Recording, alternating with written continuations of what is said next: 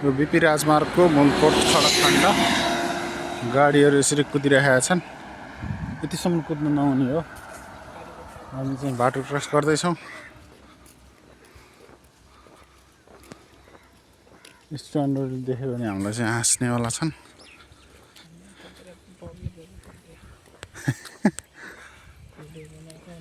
यो पारिपट्टि चाहिँ रामेछाप, वारीपट्टि सिन्धुली, सिन्धुलीको बीपी राजमार्ग खण्ड।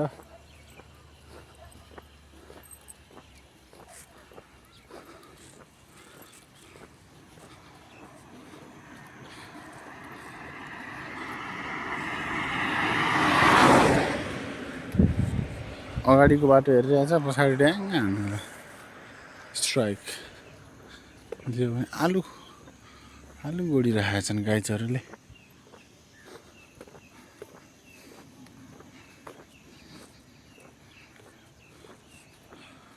स्वामीको बोर होइन, स्वामीको पनि ठुलो रोग हुँदो रहेछ नि सर।